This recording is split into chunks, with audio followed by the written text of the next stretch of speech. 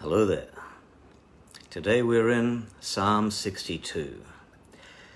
It's said that the church father, Athanasius, spoke about Psalm 62 in this manner: against all attempts upon your body and your state and your soul and your reputation and your temptations and tribulations and machinations and defamations, say this psalm.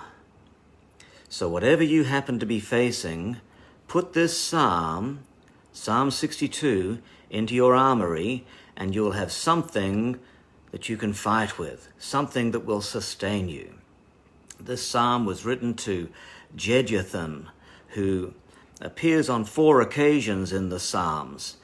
According to 1 Chronicles chapter 16, he was a doorkeeper in the house of the Lord, and he was the inspiration for David's famous quote, "Better to be a doorkeeper in the house of the Lord than live in the homes of the wicked." David is a king, living in a palace, yet he is envying a doorkeeper. Jeduthun means one who praises. You may not hold a high position in the eyes of the world, but when you're a worshipper, the effect upon your life creates something that causes even kings to envy you. It says in verse 1, "My soul finds rest in God alone." The soul is your seat of self-consciousness, self-awareness, where you become aware of how you're interacting with the world. And God says your soul needs rest. Our souls are buffeted on a daily basis by all the senseless and sordid affairs that are taking place around us. That's why our soul needs rest, because even when you don't realize it, you're under pressure. Sometimes people find themselves in a state of depression simply because they've not been alert to the pressures of life.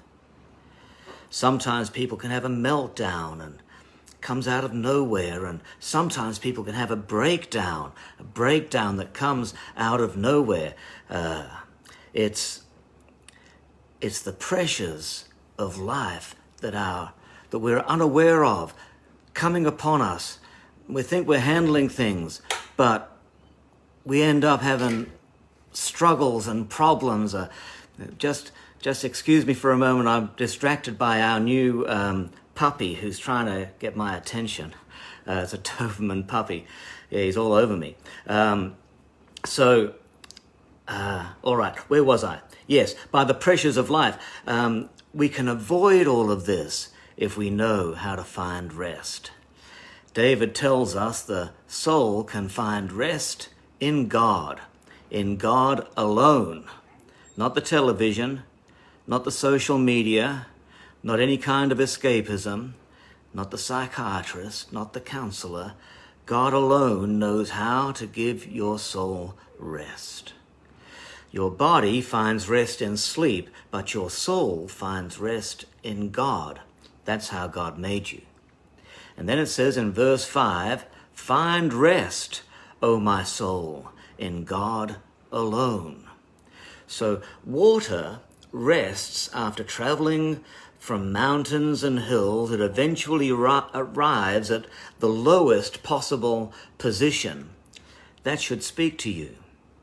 The enemy deceives us with the notion that for us to truly live, we have to go for it, that life is there for the taking, and so we aspire to the top, believing that once we achieve our ambition, then we'll be able to relax.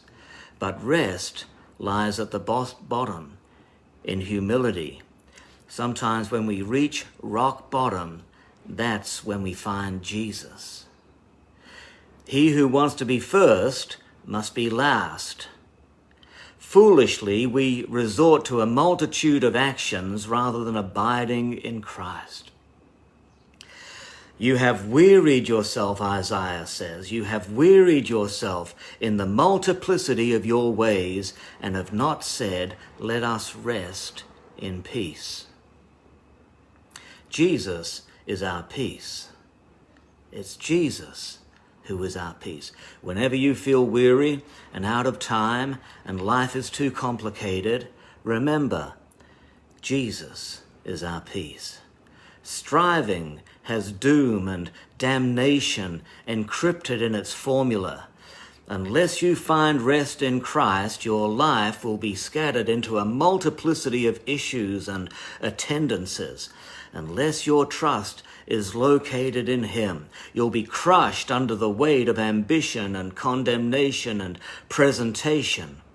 Freedom from these destructive pressures comes as we enter into Jesus, the life of Jesus. Let your soul rest. Come aside and rest in Christ. That state of rest is what Eastern meditation is really longing for and yearning for, but Eastern meditation will never find it because the rest of our soul, the rest that our soul requires, is found in Christ alone. All of these people who are going around after Buddhism and Hinduism and New Ageism and all of these other things, chanting their Oms and doing their various routines in which they try to find peace, your rest is found in Christ alone. The grasping of this is fundamental because it's at this point of rest that all significant activity takes place. Abiding in Christ is the only way to true fruitfulness. It's when you find that state of rest that then you can really start to do something in the power and strength of God. So God bless you. I pray peace and rest into your souls today, that you'll find the rest and the peace that you need.